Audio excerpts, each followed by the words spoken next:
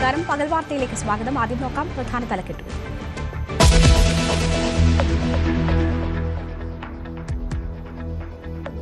നീണ്ട ഇടവേളയ്ക്ക് ശേഷം ശബരിമല യുവതീ പ്രവേശന വിഷയം സുപ്രീംകോടതി പരിഗണനയ്ക്കെടുക്കുന്നു. യുവതീ പ്രവേശന ഹർജികൾ നാളെ പരിഗണിക്കും. 3-അംഗ ബെഞ്ചിന്റെ പരിഗണനയ്ക്കെത്തുക. മതങ്ങളും യുവതീ സ്വാതന്ത്ര്യവും ആവശ്യപ്പെടുന്ന ഹർജികൾ ഭരണഘടനാ ബെഞ്ച് രൂപീകരിക്കുന്നതിൽ തീരുമാനമുണ്ടായേക്കും. ശബരിമല യുവതീ പ്രവേശന ഹർജിയിൽ സർക്കാരിന് മുന്നിലും പ്രതിസന്ധി. കോടതിയിൽ നിലപാട് പറയേണ്ടി വരും. സർക്കാർ നിലപാട് മാറ്റുമെന്ന് പ്രതീക്ഷിക്കുന്നതായി NSS. വ്യക്തമായ നിലപാട് പറയാതെ CPM നേതൃത്വം. ഹർജി കോടതിയിൽ വരട്ടെയെന്ന് നിയമമന്ത്രി. സർക്കാർ നിലപാട് വ്യക്തമാക്കണമെന്ന് പ്രതിപക്ഷം.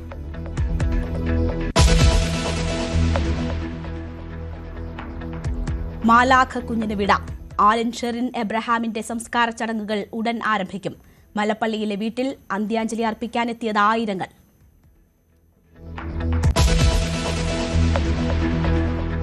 തിരുവനന്തപുരത്തെ SFI പ്രവർത്തകരുടെ മർദ്ദനമേറ്റ പോലീസുകാരനെതിരെ ഗുരുതര വകുപ്പുകൾ ചേർത്ത് കേസ്.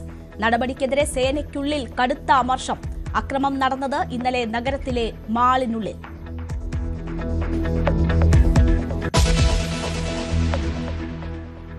CPMുമായി ഇടഞ്ഞ നടൻ പ്രേംകുമാറിനെ ഒപ്പം നിർത്താൻ കോൺഗ്രസ്. കാട്ടാക്കടയിൽ സ്ഥാനാർത്ഥിയാക്കാൻ ആലോചന. കോൺഗ്രസ് നേതൃത്വം നടനുമായി ചർച്ച നടത്തി. നിലപാട് പറയാതെ പ്രേംകുമാർ.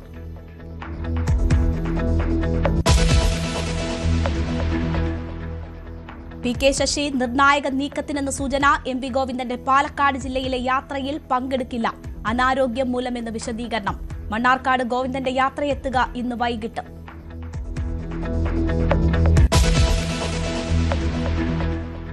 കേരള കോൺഗ്രസ് മാണി ഗ്രൂപ്പിൽ തർക്കം ഒഴിവാക്കാൻ അനുനയ നീക്കങ്ങൾ. മാധ്യമങ്ങൾക്ക് മുഖം തരാതെ തർക്കം പരിഹരിക്കാൻ നീക്കം.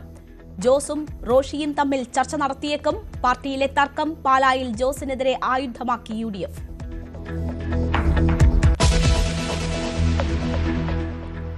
ആനക്കൊമ്പ് മോഷ്ടിച്ചത് സൈനിക ഉദ്യോഗസ്ഥൻ തന്നെയോ? പാങ്ങോട് സൈനിക കേന്ദ്രത്തിലെ ആനക്കൊമ്പ് മോഷണത്തിൽ അന്വേഷണം ഉദ്യോഗസ്ഥരിലേക്ക്. 5 പേരെ ചോദ്യം ചെയ്തു. മോഷണം നടന്നത് ക്യാമ്പിലെ DJ പാർട്ടിക്കിടെ. പ്രഖ്യാപനത്തിനപ്പുറം സമസ്തയിൽ ഐക്യം ഉടൻ ഉണ്ടായേക്കില്ല. സുന്നി ഐക്യം പറയുമ്പോഴും വിഭജന കാലം ഓർമ്മപ്പെടുത്തി കാന്തപുരത്തിന്റെ നീക്കം. വിട്ടുപോയവർ മടങ്ങി വരണമെന്ന് ജിഫ്രി മുത്തുക്കോയ തങ്ങളുടെ നിലപാടിനോടും എതിർപ്പ്.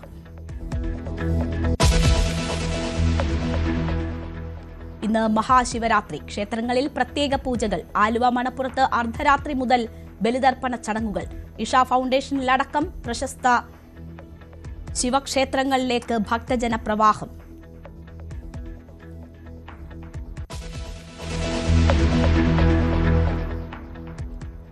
രാജ്യത്തെ മികച്ച വികസന മാതൃകകൾ കോർപ്പറേഷനിൽ നടപ്പാക്കുമെന്ന് പ്രധാനമന്ത്രി ഉറപ്പു നൽകിയെന്ന് തിരുവനന്തപുരം മേയർ VV രാജേഷ്.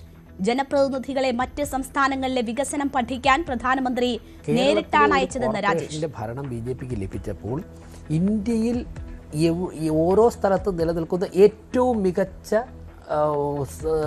വികസന പ്രവർത്തനങ്ങൾ തിരുവനന്തപുരത്ത് എത്തിച്ചു തരാൻ വേണ്ടി ഒരു രാജ്യത്തുള്ള പ്രധാനപ്പെട്ട ഭരണകർത്താക്കൾ തന്നെ മുൻകൈ എടുക്കുന്നു എന്നുള്ളത് കേരളത്തിലെ രാഷ്ട്രീയ മാറ്റത്തെ ദേശീയ BJPയും കേന്ദ്ര ഗവൺമെൻറ്റും എത്രത്തോളം പ്രാധാന്യത്തോടെ കാണുന്നു എന്നുള്ളതാണ്. കോടികളുടെ പദ്ധതികൾ കോർപ്പറേഷന് വേണ്ടി പ്രഖ്യാപിക്കും എന്നത് മാധ്യമങ്ങളുടെ പ്രചാരണം. വേണ്ടത് നേടിയെടുക്കലാണ് ലക്ഷ്യമെന്നും VV രാജേഷ്.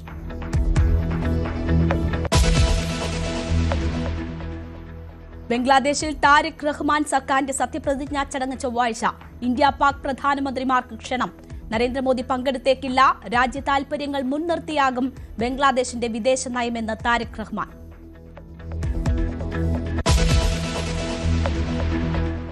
T20 ലോകകപ്പിൽ ഇന്ന് ഇന്ത്യ പാക് പോരാട്ടം. മത്സരം രാത്രി 7-ന് കൊളംബോയിൽ. മത്സരത്തിന് മഴ ഭീഷണി.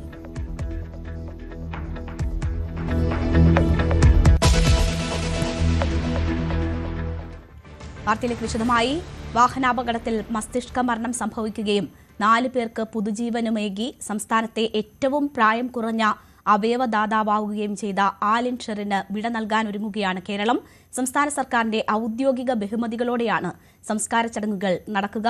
മല്ലപ്പള്ളിയിലെ സ്വകാര്യ ആശുപത്രിയിൽ സൂക്ഷിച്ചിരിക്കുന്ന മൃതദേഹം നെടുങ്ങാടപ്പള്ളിയിലെ വീട്ടിലേക്ക് എത്തിച്ചിരിക്കുകയാണ്. ഇപ്പോൾ 2 മണിവരെ വീട്ടിൽ പൊതുദർശനമുണ്ടാകും. പൊതുദർശനത്തിന് ശേഷം നെടുങ്ങാടപ്പള്ളിയിലെ സെന്റ് തോമസ് പള്ളിയിലാണ് സംസ്കാര ചടങ്ങുകൾ നടക്കുക. മന്ത്രി VN വാസവൻ അടക്കം നിരവധി പേർ കുഞ്ഞാലിന് ആദരം അർപ്പിച്ചു.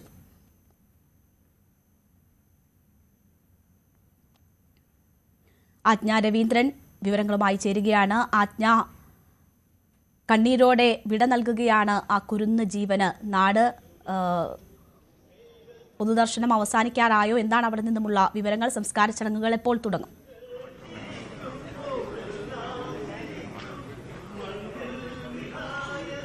രേണുക, 2:30 മണിവരെയാണ് പൊതുദർശനം എന്നാണ് മനസ്സിലാക്കാൻ കഴിയുന്നത്. രേണുക സൂചിപ്പിച്ചതുപോലെ തന്നെ കണ്ണീരോടെയാണ് കുഞ്ഞ് ആലിന് നാട് വിട നൽകുന്നത്. മലയാളം ഉള്ളിടത്തോളം കാലം ഓർമ്മിപ്പിക്കപ്പെടാൻ കഴിയുന്ന അത്ര മഹത്തായ മാതൃകയാവുകയാണ് ആലിനെന്ന് പറയുന്ന കുഞ്ഞുമാലാഖ. അത്തരത്തിലൊരു വലിയ തീരുമാനമെടുത്തവരുടെ മാതാപിതാക്കളെ ആശ്വസിപ്പിക്കാനും അതോടൊപ്പം തന്നെ അഭിനന്ദിക്കാനും നൂറുകണക്കിന് ആളുകളാണ് ഇപ്പോൾ ഇവിടെ എത്തിക്കൊണ്ടിരിക്കുന്നത്. പലരും കേട്ടറിഞ്ഞു വന്നവരാണ്. ആലിന്റെ പ്രിയപ്പെട്ടവർക്ക് ഉപരി, നാട്ടുകാർക്കും ഉപരി, അല്ലെങ്കിൽ ആലിനെയും കുടുംബത്തെയും അറിയുന്നവർക്കുപരി പലരും കേട്ടറിഞ്ഞ് വന്നവരാണ്. സ്വന്തം വീട്ടിലെ കുഞ്ഞായിട്ട്, എല്ലാവരുടെയും സ്വന്തം വീട്ടിലെ കുഞ്ഞായിട്ട് ഇതിനകം ആലിൻ മാറിക്കഴിഞ്ഞു എന്ന് വേണം പറയാൻ. ആലിനെ എല്ലാവരും വിശേഷിപ്പിക്കുന്ന കുഞ്ഞു മാലാഖ എന്ന് തന്നെയാണ്. ഒരു പക്ഷേ മാലാഖ എന്ന് പറയുന്ന കാൽപ്പനിക സങ്കല്പത്തിനപ്പുറം അങ്ങനെ ഒരു വലിയ മഹത്തരമായ ഒരു കാര്യം അവശേഷിപ്പിച്ചിട്ടാണ് ആലിൻ ഭൂമിയിൽ നിന്നും മടങ്ങുന്നത്. അല്പസമയത്തിനുള്ളിൽ, അതായത് 2:30 പൊതുദർശനം അവസാനിക്കുക. അതിനുശേഷം ഇവിടെ സെന്റ് തോമസ് പള്ളിയിലാണ്, നെടുങ്ങാടപ്പള്ളി സെന്റ് തോമസ് പള്ളിയിലാണ് ആലിന്റെ മൃതദേഹം സംസ്കരിക്കുക. സംസ്ഥാന സർക്കാരിന്റെ എല്ലാ ആദരങ്ങളോടും കൂടി ഗാർഡ് ഓഫ് ഓണർ നൽകിയ ശേഷമായിരിക്കും ആലിനെ സംസ്കരിക്കുക. എന്തായാലും അത് മുഖ്യമന്ത്രി നേരത്തെ തന്നെ പ്രഖ്യാപിച്ചു കഴിഞ്ഞു. അല്പം മുൻപ് മന്ത്രി VN വാസവനും മന്ത്രി സജി ചെറിയാനും ഇത് തന്നെയാണ്, അതായത് കുടുംബത്തിന്റെ തീരുമാനം, മാതാപിതാക്കളുടെ തീരുമാനം, അത് അങ്ങേയറ്റം അഭിനന്ദനാർഹമാണ്. മാതൃകാപരമായ ഉദാത്തമായ മാതൃകയാണ് ആ മാതാപിതാക്കൾ കൈക്കൊണ്ടത് എന്ന് തന്നെയാണ്. 5 ജീവനുകൾക്ക് പുതുജീവൻ നൽകി, 5 കുരുന്നുകൾക്ക് പുതുജീവൻ നൽകിയാണ് ആലിൻ എന്ന് പറയുന്ന കുഞ്ഞു ജീവൻ മടങ്ങുന്നത്. അങ്ങനെ ഒരു വലിയ ഒരു സങ്കടപ്പെടുത്തുന്ന യാഥാർത്ഥ്യത്തിനിടയിലും അഭിനന്ദനാർഹമായ നേട്ടമാണ് ഈ മാതാപിതാക്കൾ മുന്നോട്ട് വെച്ചതും. അത് അവയവദാന ചരിത്രത്തിൽ തന്നെ ഏറ്റവും പ്രായം കുറഞ്ഞ അവയവദാതാവ് എന്ന ബഹുമതിയാണ് ആലിനിലൂടെ, ആ ബഹുമതിക്കാണ് ആലിനിലൂടെ അർഹയാകുന്നതും. എന്തായാലും ഈ സ്വന്തം വീട്ടിലെ കുഞ്ഞ് എന്നുള്ള വേദനയിൽ തന്നെയാണ് മലയാളി മുഴുവനും. എനിക്ക് പിന്നിലായി കാണുന്ന ഈ ഒരു വലിയ ജനസമൂഹം ആലിനെ കാണാൻ വേണ്ടിയിട്ട്, ആലിനെ ഒരു നോക്ക് കാണാൻ വേണ്ടിയിട്ട് എത്തിയവരാണ്. പലപ്പോഴും കുടുംബാംഗങ്ങൾക്കും ബന്ധുക്കൾക്കും സുഹൃത്തുക്കൾക്കും ഉപരി, നേരത്തെ ഞാൻ സൂചിപ്പിച്ചതുപോലെ തന്നെ വാർത്തകളിലൂടെ അറിഞ്ഞ് എത്തിയവർ ഒരുപാട് പേരാണ്. ആലിന്റെ കുടുംബത്തിന്റെ ദുഃഖത്തിനൊപ്പം പങ്കുചേരാനും അവർക്ക് ആലിന് ആദരാഞ്ജലികൾ അർപ്പിക്കാനും അവർക്ക് പിന്തുണ നൽകാനും ഒക്കെ എത്തിച്ചേർന്നവർ ഒരുപാട് പേരാണ്. ആലിന്റെ മുത്തശ്ശനും ഇവിടെ മുൻ പഞ്ചായത്ത് പ്രസിഡന്റായിരുന്ന അദ്ദേഹവും മാതൃകാപരമായ പ്രവർത്തനങ്ങൾ കൊണ്ട് ശ്രദ്ധേയനായ വ്യക്തിത്വമാണ്. അതുകൊണ്ട് തന്നെ നാടും നാട്ടാരും ഒക്കെ അറിയുന്ന ആള് തന്നെയാണ് ആലിന്റെ മുത്തശ്ശനും. അങ്ങനെ വലിയ ഒരു, അതായത് സാമൂഹിക പ്രവർത്തനങ്ങളുടെ പാരമ്പര്യമുള്ള കുടുംബം തന്നെയാണ്. നിരവധി ആളുകൾ, രാഷ്ട്രീയ സാമൂഹ്യ മേഖലയിലെ നിരവധി ആളുകൾ ഇപ്പോഴും സന്ദർശനം നടത്തുന്നുണ്ട്. നേരത്തെ പറഞ്ഞതുപോലെ തന്നെ ഏറെ ആളുകളും, നൂറുകണക്കിന് ആളുകളാണ് ഓരോ സമയത്തും ഇവിടെ വന്നു പോകുന്നത്. ഇപ്പോഴും വന്നുകൊണ്ടിരിക്കുകയാണ്. അതിലധികം ആളുകൾ ഇപ്പോഴും വന്നുകൊണ്ടിരിക്കുകയാണ്. കേട്ടറിഞ്ഞു വന്നവരാണ് ഏറെയും. ഈ കുഞ്ഞാലിനെ മഹത്തായ അവയവദാനം നൽകി മഹത്തായ നേട്ടം കൈവരിച്ച ആലിൻ എന്ന് പറയുന്ന കുഞ്ഞുമാലാഖയോടൊപ്പം അവരുടെ വീട്ടുകാരുടെ വേദനയോടൊപ്പം പങ്കുചേരാനാണ് ഇവിടെ എല്ലാവരും എത്തിച്ചേർന്നുകൊണ്ടിരിക്കുന്നത്. 2:30 വരെ സമയം അനുവദിച്ചിട്ടുണ്ട് എന്നാണ് മനസ്സിലാക്കാൻ കഴിയുന്നത്. 2 മണിയെന്ന് നേരത്തെ പറഞ്ഞിരുന്നു, 2:30 വരെ നീളുമെന്നാണ് ഇപ്പോൾ അറിയാൻ കഴിയുന്നത്. എന്തായാലും ഇനിയും ആരോഗ്യമന്ത്രി എത്തുമെന്ന് പ്രതീക്ഷിക്കുന്നുണ്ട്. മന്ത്രി സജി ചെറിയാൻ എത്തിക്കഴിഞ്ഞു, അതുപോലെ മന്ത്രി വാസവൻ എത്തിക്കഴിഞ്ഞു, അതുപോലെ രാഷ്ട്രീയ രംഗത്തെ നിരവധി പ്രമുഖർ എത്തിക്കൊണ്ടിരിക്കുന്നു. അതുപോലെ കേട്ടറിഞ്ഞും കണ്ടറിഞ്ഞും ഒരുപാട് പേർ ഇവിടെ എത്തിക്കൊണ്ടിരിക്കുന്നുണ്ട്. അങ്ങനെ കുഞ്ഞാലിന് ആദരമർപ്പിച്ചും ആ കുടുംബത്തിന് പിന്തുണയേക്കും ഓരോരുത്തരും ഇവിടെ എത്തിക്കൊണ്ടിരിക്കണം. നമുക്ക് അറിയാം, എല്ലാവരും നാടിനടങ്കം കണ്ണീർ താഴ്ത്തുന്ന സാഹചര്യത്തിലും കുടുംബത്തിന്റെ അങ്ങേയറ്റം വിഷമകരമായ സാഹചര്യത്തിലും ആ മാതാപിതാക്കളെടുത്ത തീരുമാനം ചെറുതല്ല, അല്ലെങ്കിൽ അത്തരം ഒരു തീരുമാനത്തിലേക്ക് പോകുന്ന നിമിഷം പോലും ഒട്ടും ചെറുതായിരുന്നില്ല. അത്തരം മഹത്തായ ഒരു വലിയ നേട്ടമാണ് ആലിൻ എന്ന് പറയുന്ന കുഞ്ഞുമാലാഖയുടെ മേൽ ചാർത്തപ്പെട്ടത്. അത്തരമൊരു വലിയ ഒരു കയ്യൊപ്പിട്ട് തന്നെ ചാർത്തിയാണ് ആലിൻ എന്ന് പറയുന്ന കുഞ്ഞുമാലാഖ യാത്രയാക്കുന്നത്. തീർച്ചയായും എന്തായാലും ആ നാട് കണ്ണീരോടെ വിട നൽകുകയാണ്. ആ നാട് മാത്രമല്ല, കേരളത്തിലെ ഓരോ മനുഷ്യരും ആ കുഞ്ഞ് ജീവന് മുന്നിൽ അതുപോലെ തലകുനിക്കുകയാണ്. കേരളത്തിലെ തന്നെ ഏറ്റവും പ്രായം കുറഞ്ഞ അവയവദാതാവായ മാറിയ ആലിന് നാട് വിട നൽകുകയാണ്. സംസ്കാര ചടങ്ങുകൾ അല്പസമയത്തിനകം തന്നെ ആരംഭിക്കും. 2:30 വരെ പൊതുദർശനം തുടരാനുള്ള സാധ്യതയുണ്ട് എന്നതാണ് ഇപ്പോൾ ആജ്ഞ അവിടെ നിന്ന് ചൂണ്ടിക്കാട്ടുന്നത്. നമുക്കറിയാം, സമൂഹത്തിൻ്റെ വിവിധ തുറകളിലുള്ള നിരവധി പേർ ഇതിനോടകം തന്നെ ആ മാതൃകാപരമായ തീരുമാനത്തെ അഭിനന്ദിച്ച് രംഗത്ത് വരുന്ന സാഹചര്യമുണ്ടായിരുന്നു. അതുകൊണ്ട് തന്നെ ഔദ്യോഗിക ബഹുമതികളോടെയാണ് സംസ്കാര ചടങ്ങുകൾ ഉൾപ്പെടെ നടക്കാൻ പോകുന്നത്. ആജ്ഞ നമുക്കൊപ്പം അവിടെ നിന്ന് തുടരുന്നുണ്ട്. ആജ്ഞ, ഇതിനോടകം മന്ത്രിമാരുൾപ്പെടെ നിരവധി പേർ അവിടേക്ക് എത്തിയിട്ടുണ്ടായിരുന്നു. ഇനി ആരോഗ്യമന്ത്രി ഉൾപ്പെടെയുള്ളവർ എത്തും എന്ന് പറയുന്നു. ആരൊക്കെയാണ് പ്രതീക്ഷിക്കുന്നത്? എന്താണ് അവിടെ നിന്ന് കൂട്ടിച്ചേർക്കാനുള്ള കൂടുതൽ വിവരങ്ങൾ?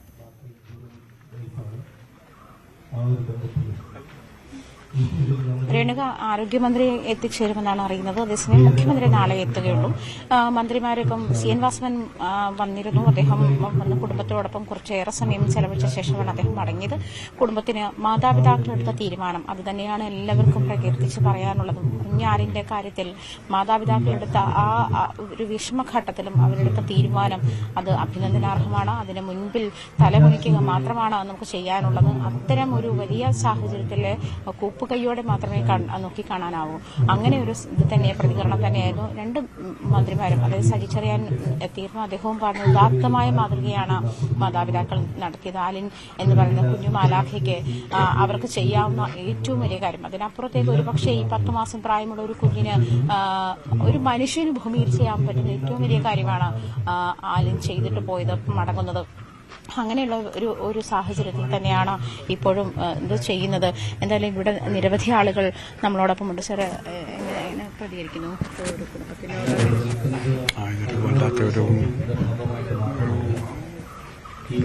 പൊതുവേ നമ്മുടെ ഇവിടെ ഇതുമായിട്ട് ധാരാളം ആൾക്കാർ വന്നുകൊണ്ടിരിക്കുകയാണ്. അത് എല്ലാവരും ഇതൊരു പാഠമായിട്ട് സ്വീകരിച്ച് അനുഗ്രഹിച്ച് കഴിയണമെന്നാണ് എൻ്റെ അഭിപ്രായം. എല്ലാവരും മാതൃകയാക്കണമെന്ന് തന്നെയാണ് പറയാനുള്ളത്. നമ്മളോടൊപ്പം പ്രതികരിച്ച എല്ലാ ആളുകളുടെയും ഒരു പ്രധാനപ്പെട്ട പ്രതികരണം അതാണ്. കാരണം ഈ ഒരു സമയത്തും ഇത്തരം ഒരു തീരുമാനമെടുക്കാൻ കഴിഞ്ഞത് തീർച്ചയായും മഹത്തരമായി തന്നെയാണ്. തീർച്ചയായും പറയുന്നു, ഇത് നമുക്കെല്ലാവർക്കും മാതൃകയായ ഒരു അനുഭവമാണിത്. കാരണം ഇത്ര ചെറുപ്പത്തിൽ ഒരു പിഞ്ചു മാലാഖ 5 ജീവിതങ്ങൾക്ക് ജീവനേകുമ്പോൾ സ്വർഗം സന്തോഷിക്കുന്ന ഒരു കുഞ്ഞു മാലാഖയെ നമുക്ക് കൊടുക്കാൻ സാധിച്ചതിൽ ആ കുടുംബത്തോട് ഞങ്ങളും കടപ്പെട്ടവരാണ്. ഞങ്ങൾ അയൽവാസികളാണ്. പ്രിയപ്പെട്ട റജിയുടെ കുടുംബവും ആയിട്ട് വളരെ സൗഹൃദത്തിൽ കഴിയുന്നതാണ്. ആ കുടുംബത്തിന് ദൈവം ആയുരാരോഗ്യങ്ങളും എടുത്ത തീരുമാനങ്ങൾക്ക് ദൈവം നല്ല പ്രതിഫലം നൽകുകയും ചെയ്യട്ടെ. അവരുടെ ആലിൻ മോളെ അനേകരുടെ കണ്ണുകളിലൂടെ കാണുവാൻ അവർക്ക് സാധിക്കട്ടെ എന്ന് ആശംസിക്കുന്നു. അതുതന്നെയാണ് രേണുക, കുഞ്ഞു മാലാഖയ്ക്കുള്ള ദൗത്യം പൂർത്തിയാക്കാനുള്ള സമയം പോലെയാണ് പലരും അതിനെ കരുതുന്നതും പ്രകീർത്തിക്കുന്നതും. വിശ്വാസികളായ ആളുകളൊക്കെ ദൈവത്തിന്റെ തീരുമാനമാണ്. ഇങ്ങനെ 5 ജീവനുകൾക്ക് പിന്തുണയേകാൻ, അവർക്ക് പുതുജീവനേകാൻ വേണ്ടി എത്തിയ മാലാഖയാണ് ആലിൻ എന്ന് തന്നെയാണ് വിലയിരുത്തപ്പെടുന്നതും. അങ്ങനെ തന്നെയാണ് വിശ്വാസികളുടെ പക്ഷവും. അങ്ങനെ തന്നെയാണ് നമ്മളോട് പ്രതികരിച്ച ഏറെ പേരും കുടുംബത്തിന്റെ പ്രാർത്ഥനയും അഭിനന്ദനവും അറിയിച്ചു തന്നെയാണത്. മാതൃകാപരമായ തീരുമാനമാണ്. അവിടെ നിന്ന് ആജ്ഞ രവീന്ദ്രനാണ് വിവരങ്ങൾ നൽകുന്നത്. ഒരു നാട് കണ്ണീരോടെ വിട നൽകുകയാണ് ആലിൻ എന്ന ആ കുഞ്ഞു മകൾക്ക്. 10 മാസം മാത്രമാണ് ഭൂമിയിൽ അവൾക്ക് ജീവിക്കാൻ കഴിഞ്ഞത്. പക്ഷേ കേരളത്തിലെ ഓരോ മനുഷ്യന്റെയും ഹൃദയത്തിനുള്ളിൽ ഇനി അവൾക്ക് മരണമില്ല. ഓരോരുത്തരും അവളെ ഓർക്കും. 4 പേർക്ക് ജീവൻ പകുത്തു നൽകിക്കൊണ്ടാണ് ആലിൻ എന്ന 10 മാസക്കാരെ നമ്മളോട് വിട പറയുന്നത്. ഓരോ കുഞ്ഞു ജീവനും അത് നഷ്ടപ്പെടുമ്പോൾ ഉണ്ടാകുന്ന വേദന എത്ര വലുതാണ് എന്നത് അറിയാം. അപ്പോൾ ഏറ്റവും വേദനാജനകമായ ആ സാഹചര്യത്തിൽ പോലും ഏറ്റവും മാതൃകാപരമായ തീരുമാനങ്ങളാണ് ആലിൻ്റെ മാതാപിതാക്കളിൽ നിന്നുണ്ടായിട്ടുള്ളത്. അവരുടെ ആ തീരുമാനമാണ് ഏറ്റവും മഹനീയമായി മാറുന്നത്. അതുകൊണ്ട് തന്നെ സംസ്ഥാനം ഔദ്യോഗിക ബഹുമതികളോടെയാണ് ആലിന് വിട നൽകുക. മന്ത്രിമാരുൾപ്പെടെയുള്ളവർ അവിടേക്ക് എത്തിക്കൊണ്ടിരിക്കുകയാണ്. മന്ത്രി VN വാസവൻ നേരത്തെ വീട്ടിലെത്തി അന്ത്യാഞ്ജലി അർപ്പിച്ചു. അദ്ദേഹം മാധ്യമങ്ങളോട് സംസാരിക്കുകയും ചെയ്തു. ഈ മഹത്തായ കർമ്മം അല്ലെങ്കിൽ തീരുമാനം എടുത്ത മാതാപിതാക്കളെയാണ് എല്ലാവരും ഈ സാഹചര്യത്തിൽ ഓർക്കുന്നത്. അദ്ദേഹത്തിന്റെ പ്രതികരണം കാണാം. കഴിഞ്ഞ 2 ദിവസമായി നമ്മുടെ നാടാകെ വേദനയോടെയും ദുഃഖത്തോടെയും നേരിട്ടുകൊണ്ടിരിക്കുന്ന ഒരു രംഗമാണ് ആ മോളുടെ വേർപാട്.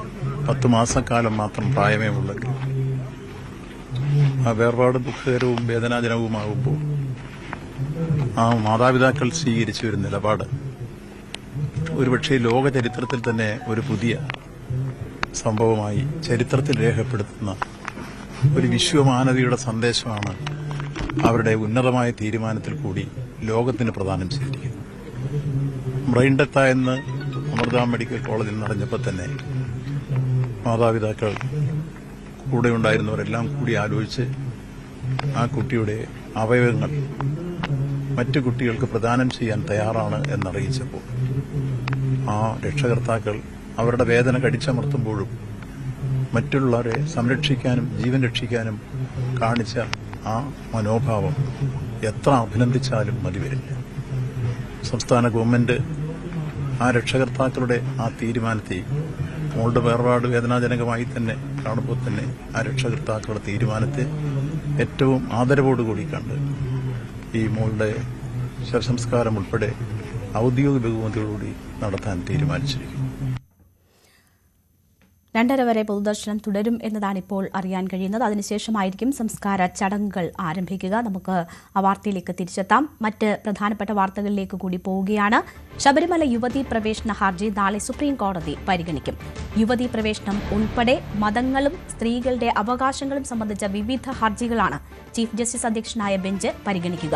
ഹർജി പരിഗണിക്കേണ്ട ഭരണഘടനാ ബെഞ്ച് രൂപീകരിക്കുന്നതിലും കേസിന്റെ വാദം എന്ന് തുടങ്ങണമെന്നതിലും തീരുമാനമുണ്ടായേക്കും. സുപ്രീം കോടതി കേസ് പരിഗണിക്കുമ്പോൾ യുവതീ പ്രവേശനത്തിൽ സർക്കാരിന്റെ നിലപാട് വ്യക്തമാക്കേണ്ടി വരും. 2019 ശേഷം ആദ്യമായാണ് ശബരിമല യുവതീ പ്രവേശനവുമായി ബന്ധപ്പെട്ട കേസ് സുപ്രീം കോടതി പരിഗണിക്കുക.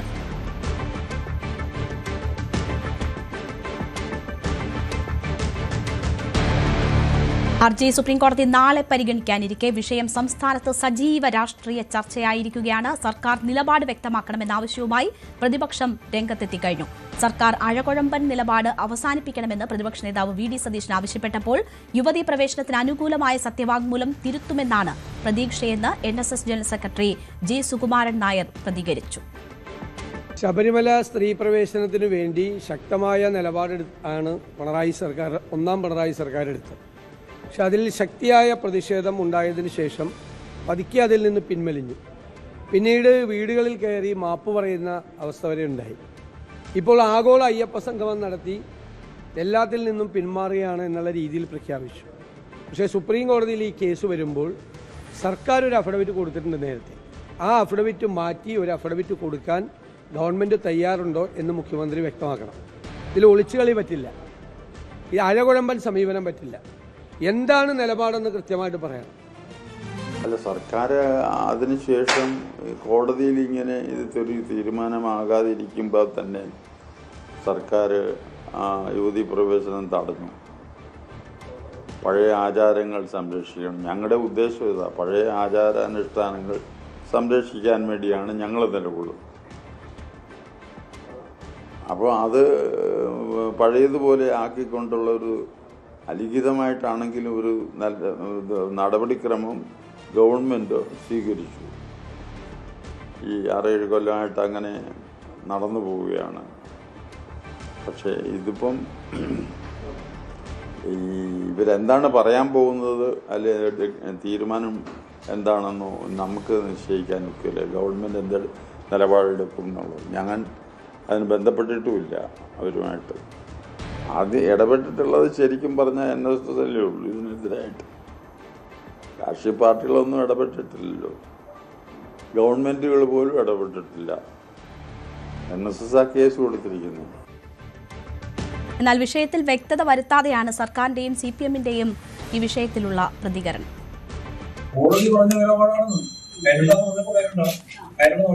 കോടതി നിലപാടാണ് ഞങ്ങൾ എടുക്കുന്നത്. അല്ലാതെ ഞങ്ങൾ നിലപാട് സ്വീകരിച്ചത് നമ്മൾ പറഞ്ഞിട്ടില്ല.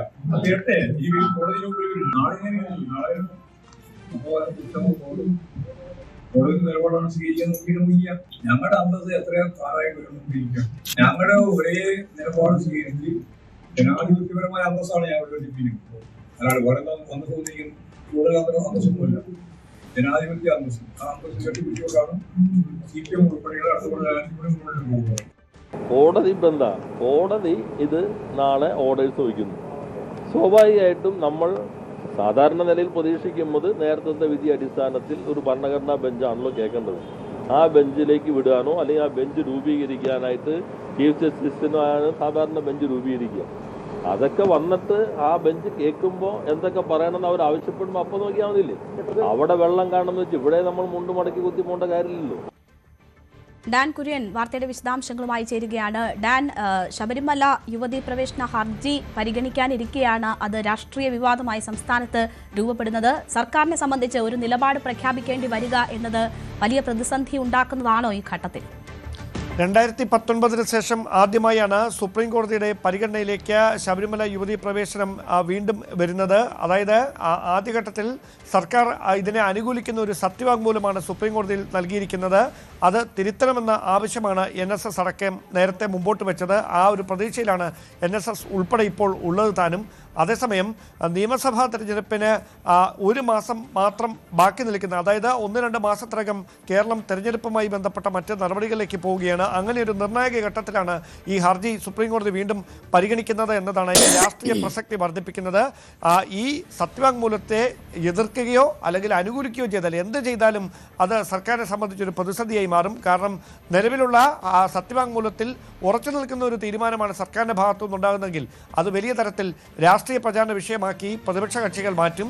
അതേസമയം അതിൽ നിന്ന് പിൻവാങ്ങുന്ന ഒരു തീരുമാനമാണ് സർക്കാർ എടുക്കുന്നതെങ്കിൽ ആദ്യഘട്ടത്തിൽ സർക്കാർ എടുത്ത നിലപാട് തെറ്റാണെന്ന് സർക്കാരിന് തന്നെ ബോധ്യപ്പെട്ടിരിക്കുന്നു എന്ന തരത്തിലുള്ള പ്രചാരണമായി അത് മാറും. അതായത് കഴിച്ചിട്ടിറക്കാനും മേല മധുരിച്ചിട്ട് തുപ്പാനും മേല എന്നൊരു സ്ഥിതിയിലാണ് സർക്കാരുള്ളത്. അതുകൊണ്ട് തന്നെയാണ് ഇതുമായി ബന്ധപ്പെട്ട ചോദ്യങ്ങളോട് ആദ്യം വാദം നടക്കട്ടെ, അതിനുശേഷം മറ്റ് പ്രതികരണങ്ങളൊക്കെ ആകാമെന്നൊരു നിലപാടിലേക്ക് മുതിർന്ന നേതാക്കൾ തന്നെ എത്തുകയും ചെയ്യുന്നത്. അതിനെ ഒരു രാഷ്ട്രീയ അവസരമായി കണ്ടുകൊണ്ടാണ് പ്രതിപക്ഷ നേതാവ് അടക്കം നിലപാട് വ്യക്തമാക്കണം. അഴകഴമ്പൻ നയമല്ല അതിൽ വേണ്ടത്, കൃത്യമായൊരു വ്യക്തമായ മറുപടിയാണ് വേണ്ടത്.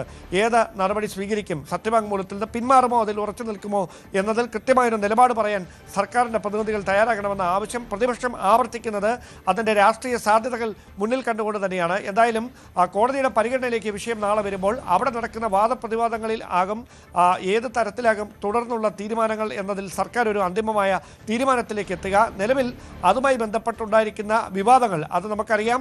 ആദ്യഘട്ടത്തിൽ ഒരിക്കൽ അതിനെ അനുകൂലിച്ച് കൈപൊള്ളിയതാണ് ഇടത് സർക്കാരിന്. അതുകൊണ്ട് തന്നെ അതിനെ അനുകൂലിക്കുന്ന ഒരു സമീപനം തുടർന്ന് സ്വീകരിച്ചാൽ അതിന് വീണ്ടും വലിയ വില കൊടുക്കേണ്ടി വരും. നിർണായകമായ ഒരു തെരഞ്ഞെടുപ്പാണ് അടുത്ത് നിൽക്കുന്നത്. അതുകൊണ്ട് തന്നെ വളരെ ജാഗ്രതയോടെ മാത്രമേ അതിലൊരു തുടർന്നുള്ള തീരുമാനത്തിലേക്ക് പോവുകയുള്ളൂ. എന്തായാലും നാളെ കോടതിയിൽ നടക്കാൻ പോകുന്ന വാദമുഖങ്ങളുടെ അടിസ്ഥാനത്തിലായിരിക്കും തുടർ നീക്കങ്ങൾ ഇതുമായി ബന്ധപ്പെട്ട രാഷ്ട്രീയമായ തീരുമാനങ്ങൾ ഭരണപക്ഷവും പ്രതിപക്ഷവും കൈക്കൊള്ളുകയെന്നാണ് സൂചന.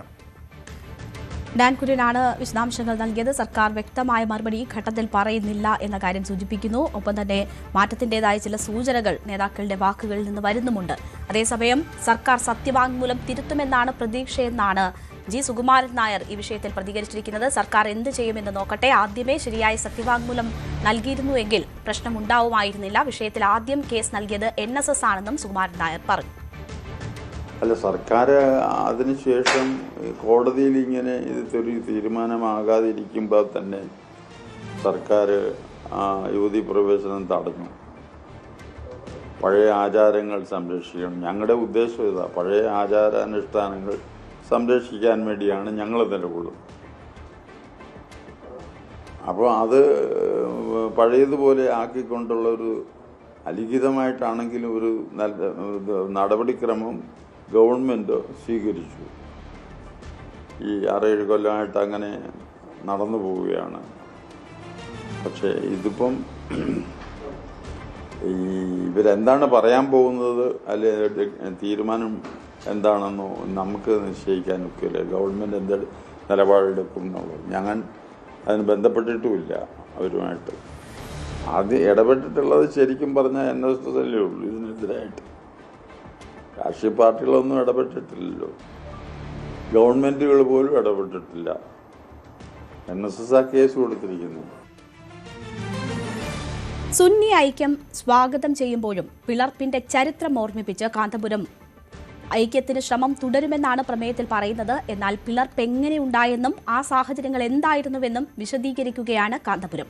വിട്ടുപോയവർ മടങ്ങി വരണമെന്ന ആഹ്വാനത്തോടും അതിരൂക്ഷമായ ഭാഷയിലായിരുന്നു കാന്തപുരത്തിന്റെ പ്രതികരണം. താൻ നയിക്കുന്നത് സമസ്ത തന്നെയാണെന്നും പുതുതായി മെമ്പർഷിപ്പ് എടുത്തവർക്ക് അതറിയില്ല എന്നുമായിരുന്നു മറുപടി. സുന്നി ഐക്യം സംബന്ധിച്ച് AP വിഭാഗം അവരുടെ നിലപാട് കഴിഞ്ഞ ദിവസം വ്യക്തമാക്കി കഴിഞ്ഞു. കോട്ടയിൽ നടന്ന വിളംബര സമ്മേളനത്തിലായിരുന്നു അവരുടെ ഈ ഐക്യത്തോടുള്ള നിലപാട് കാന്തപുരം AP അബൂബക്കർ മുസ്ലിയാർ പ്രഖ്യാപിച്ചത്. അവരുടെ പ്രമേയത്തിൽ ആ പ്രമേയം വായിച്ചു നോക്കുകയാണെങ്കിൽ ഈ ഐക്യത്തോട് ഐക്യപ്പെടാൻ സന്നദ്ധരാണ് എന്ന തരത്തിൽ തന്നെ ഒരു സന്ദേശം നമുക്ക് ആ പ്രമേയം വായിക്കുകയാണെങ്കിൽ മനസ്സിലാക്കാൻ സാധിക്കും. പ്രത്യേകിച്ച് രണ്ട് സമസ്തകൾക്കിടയിലുണ്ടായിരുന്ന ഐക്യ ചർച്ചകൾ അത് മുൻപ് മുഷാവർ അംഗീകരിച്ചതാണ്, അത് തുടരും. അതുപോലെ തന്നെ ക്രിയാത്മകമായ ചർച്ചകളെ നമ്മൾ സ്വാഗതം ചെയ്യുന്നു. ഇനിയും അത്തരം ചർച്ചകൾക്ക് സന്നദ്ധരാണ് എന്നൊക്കെയാണ് പ്രമേയത്തിലുള്ളത്. പക്ഷേ ആ പ്രമേയത്തിന് മുൻപ് കാന്തപുരം AP അബൂബക്കർ മുസ്ലിയാരുടെ വാക്കുകൾ, അതാണ് ഇതിലേറ്റവും പ്രധാനപ്പെട്ടതായിട്ടുള്ളത്. എന്തുകൊണ്ട് അന്ന് പിളർപ്പുണ്ടായി എന്ന് അദ്ദേഹം ആ പ്രസംഗത്തിൽ, വളരെ മിനിറ്റുകൾ മാത്രം നീണ്ട ആ പ്രസംഗത്തിൽ അദ്ദേഹം സൂചിപ്പിക്കുന്നുണ്ട്. നേരത്തെ ഉണ്ടായിരുന്ന ഐക്യവും ഒറ്റക്കെട്ടായ ജീവിതവും തകർക്കുന്ന ഒരു അനൈക്യ പ്രവർത്തനമായിരുന്നു ഐക്യം എന്ന പേരിൽ ഇവിടെ നടന്നത്. അതിനുശേഷം അദ്ദേഹം വീണ്ടും പ്രസംഗിച്ചപ്പോൾ കൃത്യമായിട്ട് ഈ സമസ്തയിലേക്ക് തിരിച്ചു വരണം എന്ന ജിഫ്രി മുത്തുക്കോയ തങ്ങളുടെ ആ ക്ഷണത്തിന് ഒരു കൃത്യമായ മറുപടിയും അദ്ദേഹത്തിൻ്റെ ഭാഗത്തും ഉണ്ടായി. സമസ്ത കേരള ജംഇയ്യത്തുൽ ഉലമയിൽ നിന്ന് അല്ല ഞങ്ങൾ ഇറങ്ങിപ്പോയത്, മറിച്ച് അവിടെ അന്ന് ചർച്ച ചെയ്ത തീരുമാനത്തോട് യോജിപ്പില്ലാത്തത് കൊണ്ട് മാത്രമാണ്.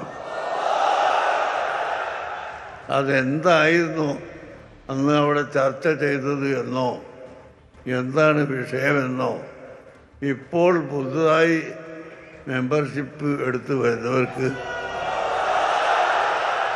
അറിയുകയില്ല. എന്തുതന്നെയാണെങ്കിലും അദ്ദേഹത്തിൻ്റെ ഈ വാക്കുകൾ കൃത്യമായി സൂചിപ്പിക്കുന്നത് രണ്ട് സമസ്തയും രണ്ടായിട്ട് തന്നെ നിലനിൽക്കും. ഐക്യത്തിനുള്ള ശ്രമങ്ങളൊക്കെ തന്നെ നല്ലതാണ്, ഐക്യപ്പെടേണ്ടതാണ്. പക്ഷേ വിട്ടുപോരാനുള്ള കാരണം നിലനിൽക്കുന്നിടത്തോളം കാലം രണ്ടും ഒന്നിച്ചു ചേരുക ഒരുപക്ഷെ സാധ്യമാകില്ല എന്ന ഒരു സന്ദേശമാണ് അദ്ദേഹം നൽകുന്നത്. അതായത് രണ്ട് സമസ്തയും ഇപ്പോഴുള്ളതുപോലെ തന്നെ നിലനിൽക്കും, ഐക്യപ്പെടാവുന്ന മേഖലകളിൽ ഐക്യപ്പെടും, ചർച്ചകളും തുടരുമെന്ന് അദ്ദേഹം പറയുമ്പോൾ ലയനം, രണ്ട് സുന്നികളും ഒന്നാകുന്ന ഒരു സാഹചര്യം സാധ്യത ഇപ്പോൾ ഉണ്ടാകുന്നില്ല എന്ന് തന്നെയാണ് അദ്ദേഹത്തിൻ്റെ വാക്കുകൾ വ്യക്തമാക്കുന്നത്. മലപ്പുറത്തു നിന്നും CV അനുമോദ്, News 18. മതരാഷ്ട്രവാദത്തോട് യോജിപ്പില്ലെന്ന് സമസ്ത വ്യക്തമാക്കിയത് UDF-നുള്ള ശക്തമായ മുന്നറിയിപ്പാണെന്ന് CPM സംസ്ഥാന സെക്രട്ടറി MV ഗോവിന്ദൻ. VD സതീശനും PK കുഞ്ഞാലിക്കുട്ടിക്കുമുള്ള കൃത്യമായ സന്ദേശമാണിത്. ജമാഅത്തെ ഇസ്ലാമിയുമായി UDF നടത്തുന്ന അവിശുദ്ധ കൂട്ടുകെട്ടിനെയാണ് സമസ്ത ചോദ്യം ചെയ്യുന്നത്. മതത്തെ രാഷ്ട്രീയവുമായി കൂട്ടിക്കുഴച്ച് വോട്ടുകൾ ഏകീകരിക്കുന്നത് ജനാധിപത്യത്തിന്റെ അന്തസത്ത ചോർത്തിക്കളയുമെന്ന സമസ്തയുടെ നിലപാട് സ്വാഗതാർഹമാണെന്നും അദ്ദേഹം കൂട്ടിച്ചേർത്തു. മതരാഷ്ട്രവാദത്തോട് യോജിക്കാവുന്നതല്ല സമസ്ത വിഭാഗത്തിന്റെ AP അബൂബക്കർ മുസ്ലിയാരുടെ വ്യക്തമായ നിലപാട് വ്യക്തിത്വ വന്നിരിക്കുകയാണ്. ഇന്നലെ ഒന്നുകൂടി ആവർത്തിച്ച് പറഞ്ഞിരിക്കുകയാണ്. ഭൂസ്വരതയെ സംരക്ഷിക്കുന്ന നിലപാടുകളാണ് രാഷ്ട്രീയ പാർട്ടികളിൽ നിന്നും ഉണ്ടാവേണ്ടത്. രാഷ്ട്രീയ ലാഭങ്ങൾക്കായി തീവ്ര ചിന്താഗതിക്കാരുമായി കൂട്ടുകൂടുന്നതും ജനാധിപത്യ സങ്കല്പങ്ങൾക്ക് ആഘാതമേൽപ്പിക്കും എന്നും ബഹുമാന്യായ കാന്തപുരം മുന്നറിയിപ്പ് നൽകി. ഈ മുന്നറിയിപ്പ് ആർക്കാണ് ബാധകമാകുക എന്നും എല്ലാവർക്കും അറിയാം. അത് UDF-നാണ്. UDF എന്ന് പറയുമ്പോൾ കോൺഗ്രസ്, ലീഗ്, അതിന്റെ പ്രമുഖ നേതാക്കളായ VD സതീശനും കുഞ്ഞാലിക്കുട്ടി, ഇവർക്കാണ് യഥാർത്ഥത്തിൽ ഈ താക്കീത് ഇവരെല്ലാം നൽകിക്കൊണ്ടിരിക്കുന്നു. ഈ കേരളത്തിലെ പ്രമുഖമായ ഒരു മുന്നണിയുമായി ജമാഅത്തെ ഇസ്ലാമി ഉണ്ടാക്കുന്ന കൂട്ടുകെട്ടിലൂടെ അവർക്ക് സമൂഹത്തിൽ കൂടുതൽ സ്വീകാര്യത കൈവരും. അങ്ങനെ സ്വീകാര്യത കൈവരുന്നത് തിരുവനന്തപുരം മാൾ ഓഫ് ട്രാവൻകൂറിലെ സംഘർഷത്തിൽ പോലീസ് ഉദ്യോഗസ്ഥനും വിദ്യാർത്ഥികൾക്കുമെതിരെ കേസ്. പോലീസ് ഉദ്യോഗസ്ഥൻ മിഥുൻ റോയ്ക്കെതിരെ ജാമ്യമില്ലാ കുറ്റം ചുമത്തിയപ്പോൾ SFI പ്രവർത്തകർക്കെതിരെ ജാമ്യം ലഭിക്കാവുന്ന വകുപ്പാണ് ചുമത്തിയിരിക്കുന്നത്. ഇതിൽ പോലീസ് സേനയിൽ കടുത്ത അമർഷമുണ്ട്. എതിർപ്പ് പരസ്യമായതോടെ പോലീസ് ഉദ്യോഗസ്ഥനെതിരെ എടുത്ത കേസ് റദ്ദാക്കാൻ സിറ്റി പോലീസ് കമ്മീഷണർ നിർദ്ദേശം നൽകി. പുതുവത്സരാഘോഷത്തിനിടെ ശംഖുമുഖത്തുണ്ടായ തർക്കത്തിൽ പോലീസ് ഉദ്യോഗസ്ഥൻ സിറ്റി പോലീസ് കമ്മീഷണർക്ക് നൽകിയ പരാതി പിൻവലിക്കാൻ തയ്യാറാകാതിരുന്നതാണ് പ്രകോപനത്തിന് കാരണമെന്നാണ് എഫ്ഐആറിൽ പറയുന്നത്. പുതുവത്സരാഘോഷത്തിനിടെ ശംഖുമുഖത്ത് വെച്ച് പോലീസും SFI പ്രവർത്തകരും തമ്മിൽ ഒരു വാക്കേറ്റവും അത് പോലീസിന്റെ ലാത്തി വീശുന്ന നടപടികളിലേക്ക് കടക്കുന്ന ഒരു സാഹചര്യവുമൊക്കെ നേരത്തെ ഉണ്ടായിരുന്നു. അന്ന് മിഥുൻ റോയ് എന്ന ഉദ്യോഗസ്ഥൻ ലാത്തി കൊണ്ട് ഒരു SFI പ്രവർത്തകനെ ആക്രമിക്കാൻ ശ്രമിച്ചു എന്ന തരത്തിലുള്ള ദൃശ്യങ്ങൾ സമൂഹ മാധ്യമങ്ങളിലൂടെ വ്യാപകമായി നേരത്തെ പ്രചരിക്കുകയും ചെയ്തിരുന്നു. അതിൻ്റെ ആ തർക്കങ്ങളുടെ തുടർച്ചയായിട്ടാണ് കഴിഞ്ഞ ദിവസം മാൾ ഓഫ് ട്രാവൻകൂറിൽ സുഹൃത്തിനൊപ്പം എത്തിയ ഈ പോലീസ് ഉദ്യോഗസ്ഥനെ ഈ ഒരു 5-6 പേരടങ്ങുന്ന ഒരു സംഘം പിന്തുടരുകയും മാൾ ഓഫ് ട്രാവൻകൂറിൽ വെച്ച് അവിടുത്തെ ഒരു കഫറ്റീരിയയിൽ വെച്ച് ഈ തർക്കങ്ങൾ തുടങ്ങുകയും ചെയ്യുന്നത്. പിന്നീട് ഈ പോലീസ് ഉദ്യോഗസ്ഥനെ പിന്തുടർന്ന് അസഭ്യം പറയുകയും അതോടൊപ്പം ആക്രമിക്കാൻ ശ്രമിക്കുകയും ചെയ്യുകയാണ് തുടക്കത്തിലുണ്ടായത്. പിന്നീട് അത് ചെറുത്ത് നിൽക്കാനുള്ള ശ്രമം പോലീസ് ഉദ്യോഗസ്ഥൻ്റെ ഭാഗത്തു നിന്ന് ഉണ്ടാകുന്നു. പിന്നീട് അത് ഇയാളെ കൂട്ടം ചേർന്ന് മർദ്ദിക്കുന്ന തരത്തിലേക്ക് കാര്യങ്ങൾ എത്തുകയായിരുന്നു. അതിനുശേഷമാണ് ഈ പോലീസ് ഉദ്യോഗസ്ഥൻ മഞ്ചൂർ പോലീസ് സ്റ്റേഷനിൽ പരാതി നൽകിയത്.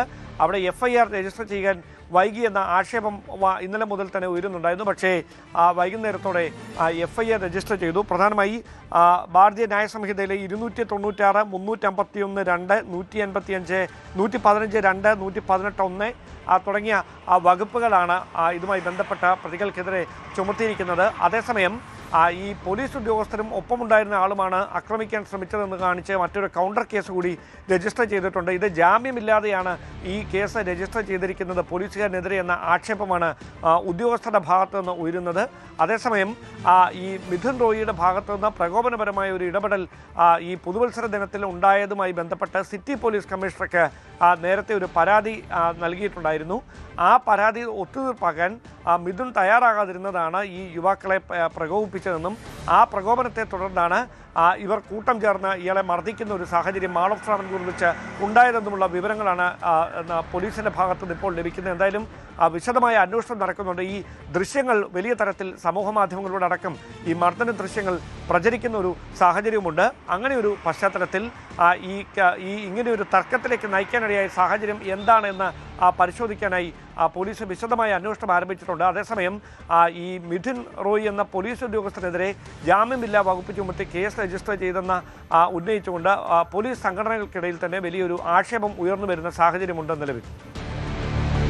ഡാൻ കുര്യന്റെ റിപ്പോർട്ടാണ് കണ്ടത്. ചലച്ചിത്ര അക്കാദമി മുൻ ചെയർമാൻ പ്രേംകുമാറുമായി ചർച്ച നടത്തി കോൺഗ്രസ് നേതൃത്വം. പദവിയിൽ നിന്ന് മുന്നറിയിപ്പില്ലാതെ നീക്കിയതിൽ സർക്കാരുമായി ഇടഞ്ഞു നിൽക്കുന്ന പ്രേംകുമാറിനെ കാട്ടാക്കടയിൽ സ്ഥാനാർത്ഥിയാക്കാനാണ് കോൺഗ്രസിന്റെ നീക്കം. നാടാർ സമുദായാംഗമായ പ്രേംകുമാറിന് കാട്ടാക്കടയിൽ ജയസാധ്യതയുണ്ടെന്നാണ് കോൺഗ്രസിന്റെ വിലയിരുത്തൽ. എന്നാൽ കോൺഗ്രസ് നീക്കത്തോട് പ്രേംകുമാർ ഇതുവരെ പ്രതികരിച്ചിട്ടില്ല.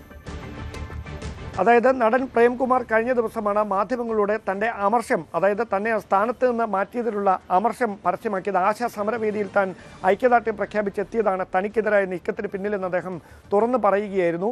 അതിന് പിന്നാലെയാണ് അതിലെ രാഷ്ട്രീയമായ ഒരു സാഹചര്യം അത് അനുകൂലമാക്കി മാറ്റാനുള്ള ഒരു തന്ത്രപരമായ നീക്കം വളരെ വേഗത്തിൽ കോൺഗ്രസ് നേതൃത്വത്തിൻ്റെ ഭാഗത്തു നിന്നുണ്ടായതാണ്. അങ്ങനെയാണ് നടൻ പ്രേംകുമാറിനെ തിരുവനന്തപുരത്തെ ഒരു പ്രധാനപ്പെട്ട കടുത്ത പോരാട്ടം നടക്കാൻ സാധ്യതയുള്ളൊരു മണ്ഡലത്തിൽ പരിഗണിച്ചാൽ എന്ത് എന്ന ഒരു ചർച്ച ഉയർന്നത്. ആ ചർച്ച ഏറ്റവും ഒടുവിൽ എത്തി നിൽക്കുന്നത് കാട്ടാക്കടയിലാണ്. കഴക്കൂട്ടം കാട്ടാക്കട ഇതിൽ ഏറ്റവും സാധ്യത കൽപ്പിക്കപ്പെടുന്നത് കാട്ടാക്കടയിലാണ് എന്നുള്ള സൂചനകളാണ് ലഭിക്കുന്നത്. അതിൽ പ്രധാനമായി നമുക്ക് ലഭിക്കുന്ന വിവരം അദ്ദേഹം ഒരു നാടാർ സമുദായത്തിൻ്റെ പിന്തുണ ഉറപ്പാക്കാൻ അദ്ദേഹത്തെ അവിടെ മത്സരിപ്പിക്കുന്നതിലൂടെ കഴിയും എന്നൊരു വലിയ പ്രതീക്ഷയുണ്ട് കോൺഗ്രസ് നേതൃത്വത്തിന്. അങ്ങനെയാണ് അനൗദ്യോഗികമായ ചില ചർച്ചകൾ നടത്തിയിരിക്കുന്നത്.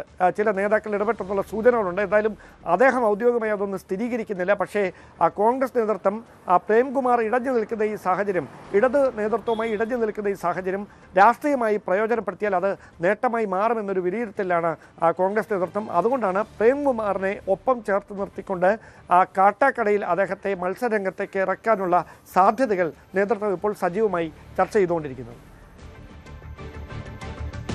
PK ശശി നിർണായക നീക്കത്തിനെന്ന സൂചന. MV ഗോവിന്ദന്റെ പാലക്കാട് ജില്ലയിലെ യാത്രയിൽ പങ്കെടുക്കില്ല. അനാരോഗ്യം മൂലമെന്നാണ് വിശദീകരണം. മണ്ണാർക്കാട് ഗോവിന്ദന്റെ യാത്രയെത്തുക ഇന്ന് വൈകിട്ടാണ്.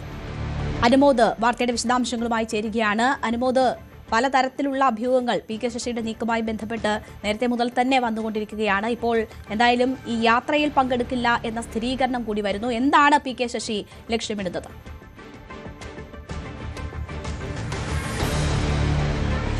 രേണുക, പി കെ ശശി നേരത്തെ തന്നെ പാർട്ടി നേതൃത്വവുമായി ഇടഞ്ഞു തന്നെയായിരുന്നു. അദ്ദേഹം അതിനിടെ അദ്ദേഹത്തിന്റെ ഒപ്പമുള്ളവർ പാർട്ടിക്കെതിരെ സമാന്തരമായിട്ട് തദ്ദേശ തെരഞ്ഞെടുപ്പിൽ മത്സരിക്കുന്ന സാഹചര്യം ഉണ്ടായി. ഏറ്റവും അവസാനമായിട്ട് പാർട്ടിയിലെ വിമതർ, കൊഴിഞ്ഞാമ്പാറയിൽ മറ്റുള്ള വിമതർ UDFന്റെ പിന്തുണയോടെ CPM-നെതിരെ അവിടെ പോരാടാൻ ഒരുങ്ങുന്ന സാഹചര്യം, അതിലേക്ക് പി കെ ശശി അവർക്കൊപ്പം ചേരുമോ എന്നുള്ള ഒരു സംശയം അല്ലെങ്കിൽ അത്തരം ചോദ്യം നിലനിൽക്കുന്ന സാഹചര്യത്തിലാണ് MV ഗോവിന്ദിന്റെ യാത്രയിൽ നിന്ന് പി കെ ശശി വിട്ടുനിൽക്കുന്നത്. അദ്ദേഹത്തിന് ആരോഗ്യ പ്രശ്നങ്ങളുണ്ട്, പനിയായിട്ട് കിടപ്പാണ് എന്നാണ് പറയുന്നത്. പക്ഷേ അദ്ദേഹം ഇന്നത്തെ ഈ യാത്രയിൽ പങ്കെടുക്കാതിരിക്കുന്നതിലൂടെ വലിയൊരു രാഷ്ട്രീയമായിട്ടുള്ള ഒരു ചോദ്യമാണ് ഉയർത്തുന്നത്. നേരത്തെ തന്നെ MV ഗോവിന്ദൻ പി കെ ശശിക്ക് പാർട്ടിയുമായി പ്രശ്നമുണ്ടെന്ന് ഇന്ന് രാവിലെ നടത്തിയ വാർത്താ സമ്മേളനത്തിൽ ചോദ്യത്തിന് മറുപടിയായിട്ട് പറഞ്ഞിരുന്നു. പി കെ ശശിക്ക് പ്രശ്നമുണ്ട്, അതുകൊണ്ടാണ് അദ്ദേഹം ബ്രാഞ്ചിലിരിക്കുന്നത്. ശശിയല്ല ആര് പോയാലും CPM-ന് പ്രശ്നമില്ല എന്നൊരു നിലപാടാണ് അദ്ദേഹം വ്യക്തമാക്കിയിരിക്കുന്നത്. അതായത് പി കെ ശശിയുമായിട്ടുള്ള അനുരഞ്ജന ശ്രമങ്ങളൊക്കെ ഫലം കണ്ടിട്ടില്ല, ഇത് രണ്ടും രണ്ടായിട്ട് പോകുന്ന സാഹചര്യം തന്നെയാണ് എന്ന തരത്തിലേക്ക് തന്നെ നീങ്ങുന്നു എന്ന സൂചനയാണ് അദ്ദേഹത്തിന്റെ വാക്കുകളിലുള്ളത്. സ്വാഭാവികമായിട്ട് അദ്ദേഹത്തിന്റെ യാത്രയിൽ നിന്ന് പി കെ ശശി വിട്ടുനിൽക്കുന്നതോടെ മറ്റൊരു നീക്കത്തിന് ശശി ഒരുങ്ങുന്നു എന്ന തരത്തിലേക്ക് തന്നെ വേണം വിലയിരുത്തുവാൻ. പ്രത്യേകിച്ച് പാലക്കാട്ടെ വിമത കൂട്ടായ്മയുടെ ഭാഗമായിട്ടുള്ള ആ കൂട്ടായ്മയിലേക്ക് പി കെ ശശി വരുമോ എന്നുള്ള ചോദ്യമാണ് ഉയരുന്നത്. അതോടൊപ്പം അടുത്ത ദിവസം VD സതീശന്റെ യാത്രയും പാലക്കാടേക്ക് കടക്കുകയാണ്. അതിൽ പി കെ ശശി പങ്കെടുക്കുമോ എന്നൊരു ചോദ്യം ഉയരുന്നുണ്ട്. എന്നാണെങ്കിലും ഈ തദ്ദേശ തെരഞ്ഞെടുപ്പിന് ശേഷം ഏറ്റവും അധികം പാലക്കാട് ചർച്ചയായിട്ടുള്ള ഒന്നാണ് നിയമസഭാ തെരഞ്ഞെടുപ്പിൽ പി കെ ശശി UDFന്റെ സ്വതന്ത്ര സ്ഥാനാർത്ഥിയായിട്ട് മത്സരിക്കുമോ എന്നുള്ള ചോദ്യം. അതിന് ഏകദേശം UDFിലേക്ക് ശശി അടുക്കുന്നു എന്നതിന്റെ സൂചനകളാണ് അദ്ദേഹത്തിന്റെ ഭാഗത്തു നിന്നും ഉള്ള ഇത്തരത്തിലുള്ള പ്രതികരണങ്ങൾ. അദ്ദേഹം പരസ്യമായി പ്രതികരണം തയ്യാറായില്ലെങ്കിൽ പോലും ജാഥയിൽ നിന്ന് വിട്ടുനിൽക്കുന്നു, അതുപോലെ തന്നെ മറ്റു കാര്യങ്ങളിൽ UDFിനോട് അടുക്കുന്ന തരത്തിലേക്ക് നിലപാടുകൾ സ്വീകരിക്കുന്നതൊക്കെ വരും ദിവസങ്ങളിൽ ഒരുപക്ഷെ പി കെ ശശി UDFന്റെ പാളയത്തിലേക്ക് എത്തുന്നു എന്ന ആ സാഹചര്യത്തിലേക്ക് കാര്യങ്ങൾ കൊണ്ടുചെന്നെത്തിക്കുന്നു എന്ന് വേണം ഈ ഘട്ടത്തിൽ വിലയിരുത്തുവാൻ. ഇതിൽ അനുമോദ്, UDFന്റെ ഭാഗമായിട്ടുള്ളവരുടെ ഏതെങ്കിലും തരത്തിലുള്ള പ്രതികരണങ്ങൾ വരുന്നുണ്ടോ? ഇപ്പോൾ ആരോപണ വിധേയനായ ആളെ, പാർട്ടി നടപടി എടുത്ത ആളെ, ഇപ്പോൾ പോലും തള്ളിപ്പറയുന്ന ഒരാളെ ഒപ്പം നിർത്തിക്കൊണ്ടുള്ളൊരു നീക്കത്തിന് UDF തയ്യാറാകുമോ?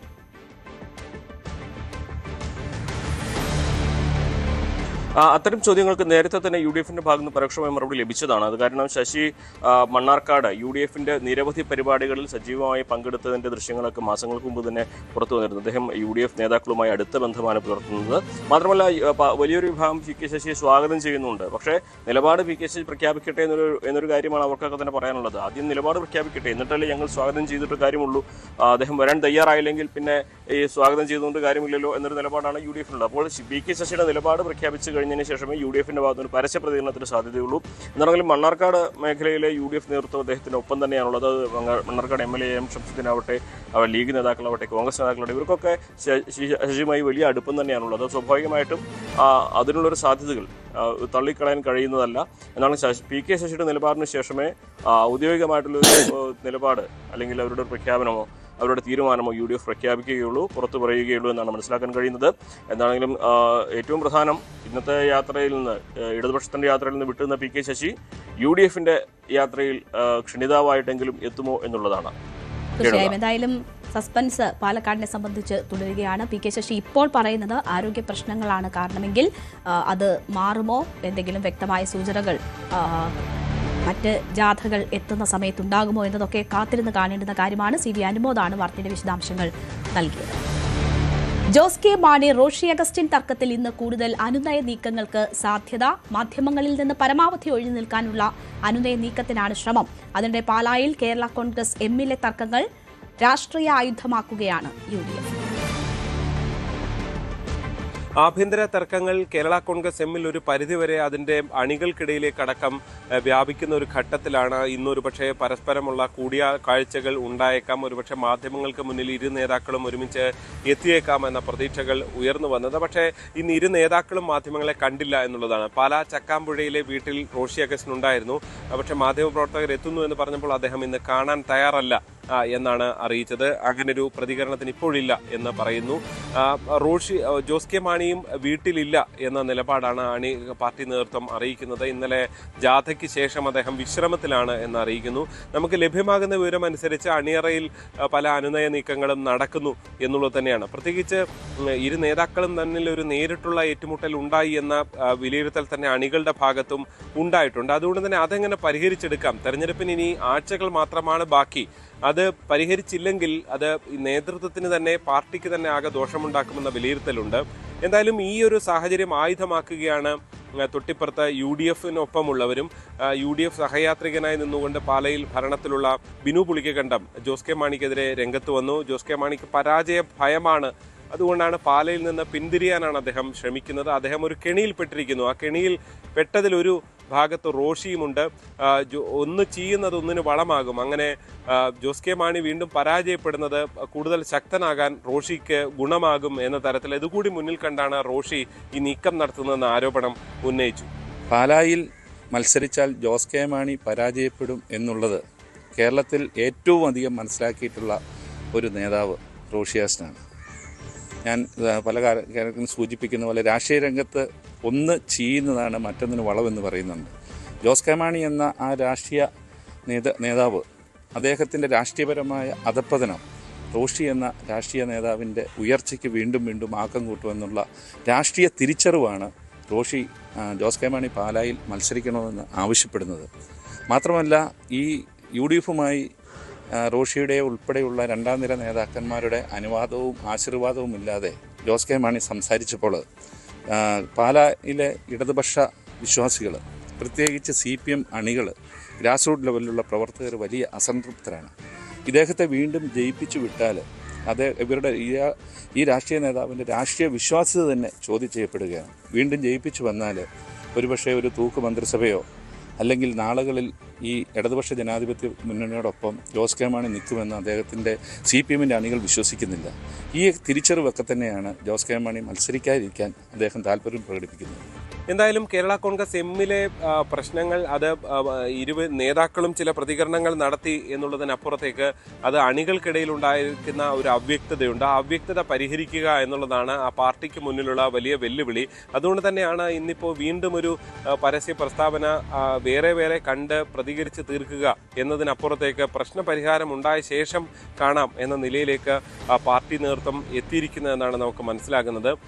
എന്തായാലും നിലവിൽ ഈ ഇരു നേതാക്കളും മാധ്യമങ്ങളിൽ നിന്ന് അകന്ന് ഒരു പരിധിവരെ ഒരുമിച്ചുള്ള കൂടിക്കാഴ്ചകൾ മാധ്യമങ്ങൾക്ക് മുന്നിൽ നടത്താൻ പോലും തയ്യാറായിട്ടില്ല എന്നുള്ളതാണ്. പക്ഷേ വരും ദിവസങ്ങളിൽ ഇതുണ്ടാകും. ഈ പ്രശ്നം പരിഹരിക്കാനുള്ള ഒരു നിർദ്ദേശം LDF നേതൃത്വത്തിൻ്റെ ഭാഗത്തു നിന്നും ഉണ്ടായിട്ടുണ്ട്. കാരണം LDF-നെ കൂടി ബാധിക്കുന്ന ഒരു വിഷയമായി ഈ തർക്കം വളർന്നു എന്നതാണ് പ്രധാനപ്പെട്ടത്. അതിനുള്ള പ്രശ്നപരിഹാരങ്ങളാണ് പാർട്ടിയിൽ ഇപ്പോൾ നടന്നുകൊണ്ടിരിക്കുന്നത്. ഇന്ന് മഹാശിവരാത്രി.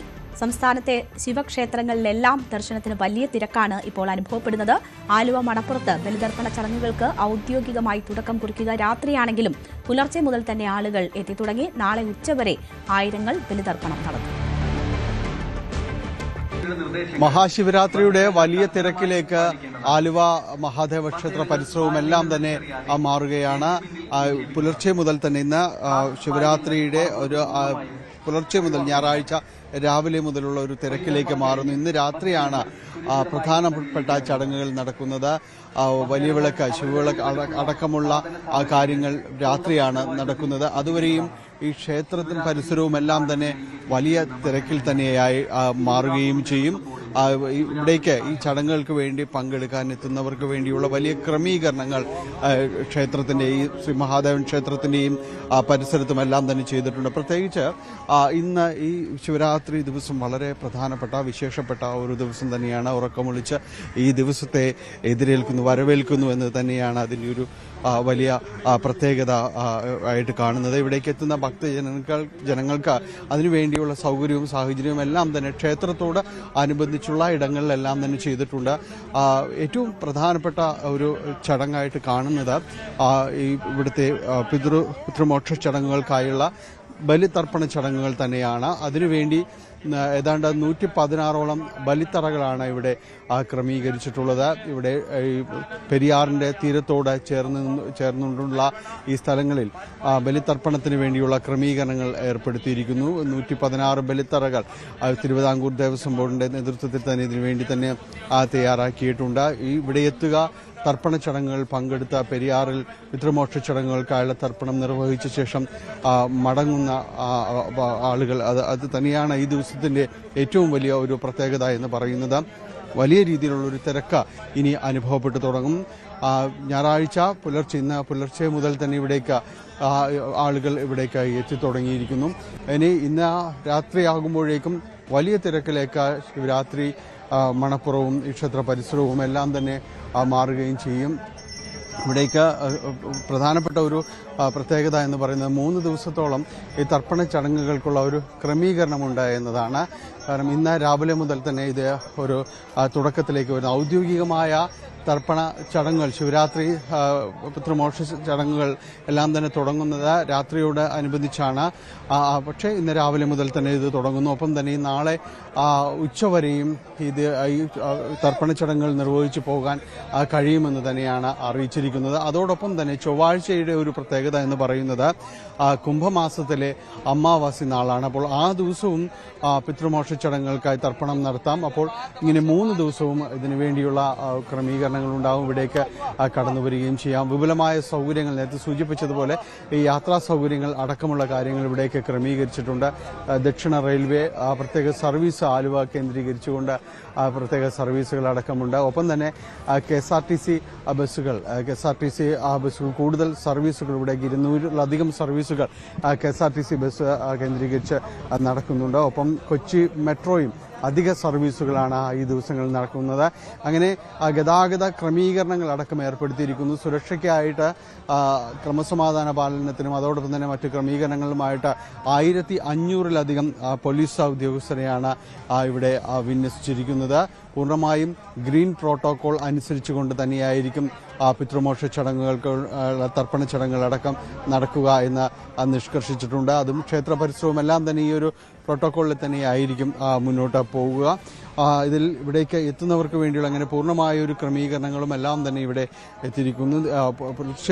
ഞായറാഴ്ച പുലർച്ചെ മുതൽ തന്നെ ആളുകൾ ഇവിടേക്ക് വന്നുകൊണ്ടിരിക്കുകയാണ്. ഏതായാലും ശിവരാത്രി ദിവസം ഈ രാത്രിയോടെ എത്തുമ്പോഴേക്കും വലിയ തിരക്കിലേക്കും എല്ലാം തന്നെ ആലുവ ശ്രീ മഹാദേവ ക്ഷേത്ര പരിസരവും ഈ പെരിയാറിൻ്റെ തീരങ്ങളും എല്ലാം തന്നെ മാറുകയും ചെയ്യും. പൂർണ്ണമായും സുരക്ഷാ ക്രമീകരണങ്ങൾ ഒരുക്കി, ഗ്രീൻ പ്രോട്ടോകോൾ ഒരുക്കിക്കൊണ്ടാണ് ഈ ദിവസം ഇവിടെ ക്രമീകരണങ്ങൾ ഒരുക്കിയിരിക്കുന്നത്. ഇവിടേക്ക് എത്തുന്നവർക്ക് വേണ്ടിയുള്ള സൗകര്യങ്ങളും എല്ലാം തന്നെ പൂർത്തീകരിച്ചിരിക്കുന്നു. ഇനി ശിവരാത്രി ആ ദിവസത്തിൻ്റെ ഒരു പവിത്രതയിലേക്കെല്ലാം തന്നെയുള്ള ഒരു കാത്തിരിപ്പാണ്. ഒപ്പം തന്നെയും പിതൃമോക്ഷ ചടങ്ങുകൾ അത് പൂർത്തിയാക്കി ഇവിടെ നിന്ന് മടങ്ങുവാനുള്ളവരുടെ ഒരു തിരക്കിലേക്കുമെല്ലാം ആലുവയും പരിസരവും എല്ലാം തന്നെ മാറുകയാണ്. ആലുവയിൽ നിന്ന് ക്യാമറമാൻ KP ധനേഷിനൊപ്പം ഡാനി പോൾ, ന്യൂസ് 18. 11 മാസം പ്രായമുള്ള കുഞ്ഞിന്റെ കരൾമാറ്റ ശസ്ത്രക്രിയയ്ക്കായി ഉദാരമതികളുടെ സഹായം തേടുകയാണ് ഒരു കുടുംബം. ഈ മാസം 18-ന് കൊച്ചിയിലെ സ്വകാര്യ ആശുപത്രിയിലാണ് ശസ്ത്രക്രിയ നിശ്ചയിച്ചിരിക്കുന്നത്. 25 ലക്ഷം രൂപയാണ് ശസ്ത്രക്രിയയ്ക്ക് ചെലവ് പ്രതീക്ഷിക്കുന്നത്.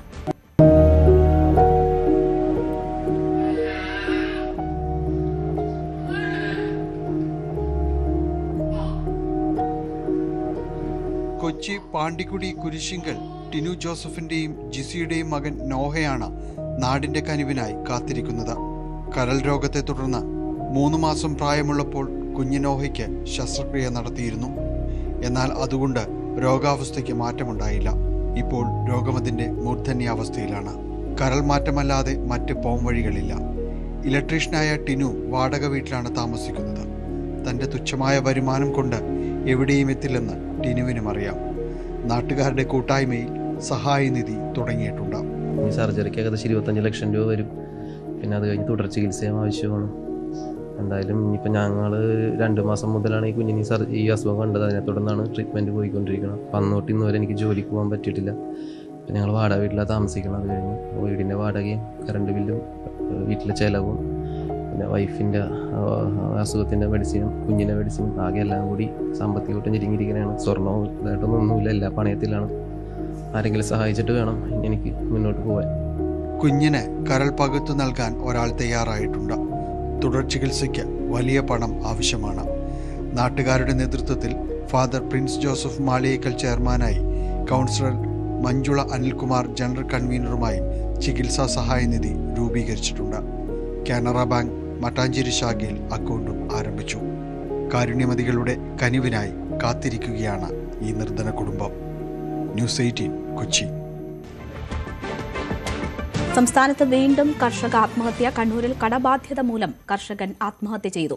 ചെറുപുഴ സ്വദേശി ഏലിയ സമ്പാട്ടാണ് മരിച്ചത്. കീടനാശിനി കുടിച്ച് ചികിത്സയിലിരിക്കെ പുലർച്ചെയായിരുന്നു മരണം. മുഖ്യമന്ത്രിയിൽ നിന്ന് മികച്ച കർഷകനുള്ള അവാർഡ് ഏറ്റുവാങ്ങിയ ആളാണ് ഏലിയ സമ്പാട്ട്. പാട്ടത്തിന് സ്ഥലമെടുത്ത് കൃഷി ചെയ്തിരുന്ന ഇദ്ദേഹം കാർഷിക വിളകൾക്ക് ആവശ്യമായ വില ലഭിക്കാത്തത് കാരണം പ്രതിസന്ധിയിലായിരുന്നു. സർക്കാരിൽ നിന്ന് ആനുകൂല്യങ്ങളും ലഭിച്ചിരുന്നില്ലെന്ന് നാട്ടുകാർ പറയുന്നു. സ്വകാര്യ ആശുപത്രികളെ ആഗോള ഭീമന്മാർ കൈയടക്കുന്ന സാഹചര്യത്തിൽ സാധാരണക്കാരന് മികച്ച ചികിത്സ ലഭ്യമാക്കുന്ന തരത്തിൽ ആരോഗ്യരംഗമാകെ മാതൃകാപരമായ രീതിയിൽ സർക്കാർ മാറ്റിയെടുത്തുവെന്ന് മുഖ്യമന്ത്രി പിണറായി വിജയൻ. പെരിന്തൽമണ്ണയിൽ EMS സ്മാരക സഹകരണ ആശുപത്രി രജത ജൂബിലി കെട്ടിട സമുച്ചയം ഉദ്ഘാടനം ചെയ്യുകയായിരുന്നു മുഖ്യമന്ത്രി. നവജാത ശിശുമരണ നിരക്ക് സംസ്ഥാനത്ത് 5% എന്ന നിലയിലാണ്. അമേരിക്കയിൽ ഇത് 5.6% എന്നറിയുമ്പോഴാണ് കേരളത്തിന്റെ നേട്ടം ബോധ്യപ്പെടുകയെന്ന് മുഖ്യമന്ത്രി. പണമില്ലാത്തതിന്റെ പേരിൽ ആർക്കും ചികിത്സ ലഭിക്കാതിരിക്കാൻ പാടില്ല എന്നതാണ് സർക്കാരിന്റെ നയം. കേരളത്തിന്റെ ആരോഗ്യരംഗത്ത് സഹകരണ ആശുപത്രികളുടെ പ്രവർത്തനവും മാതൃകാപരമാണ്. സഹകരണ മേഖലയിൽ വലിയൊരു പ്രസ്ഥാനമായി പെരിന്തൽമണ്ണ EMS സ്മാരക സഹകരണ ആശുപത്രി മാറിയെന്നും മുഖ്യമന്ത്രി. സഹകരണ ആശുപത്രിയുടെ പ്രത്യേകത അത് കൂടുതൽ ഉയർന്നു വരണം. നാടിന് ഉപകാരമാണ്, രോഗികൾക്ക് ഉപകാരമാണ്. ഒരുപാട് പേര് ചികിത്സയുടെ ഭാഗമായി വലിയ ബുദ്ധിമുട്ട് അനുഭവിക്കുന്നുണ്ട്. അതൊഴിവാക്കാൻ ഇതുപോലുള്ള ആശുപത്രികൾ പ്രധാനമാണ്. ആശുപത്രിയിൽ നടന്ന ചടങ്ങിൽ കായികമന്ത്രി V. അബ്ദുറഹ്മാൻ അധ്യക്ഷത വഹിച്ചു.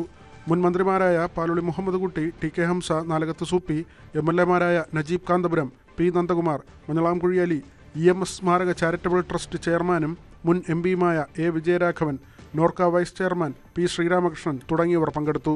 ന്യൂസ് 18 പാലക്കാട്. 2020 ലോകകപ്പിൽ ഇന്ന് ഇന്ത്യ പാക് പോരാട്ടം. രാത്രി 7 മണിക്ക് കൊളംബോ പ്രേമദാസ സ്റ്റേഡിയത്തിലാണ് മത്സരം. കഴിഞ്ഞ മത്സരത്തിൽ കളിക്കാതിരുന്ന അഭിഷേക് ശർമ്മ ഓപ്പണറായി തിരിച്ചെത്തിയേക്കും. അതേസമയം മത്സരത്തിന് മഴ ഭീഷണിയുണ്ട്. ഹരികൃഷ്ണൻ വിവരങ്ങളുമായി ചേരുകയാണ്. ഹരി, വലിയ തരത്തിലുള്ള ആശങ്കകൾ നിലനിന്ന മത്സരമാണ്, വലിയ വിവാദമായ മത്സരമാണ്. പാകിസ്ഥാന്റെ പിന്മാറ്റമൊക്കെ വലിയ രീതിയിൽ ചർച്ചയായതാണ്. ആ മത്സരത്തിന് ഇപ്പോൾ മഴ ഭീഷണിയായി നിൽക്കുന്നു. എന്താണ് സാഹചര്യങ്ങൾ?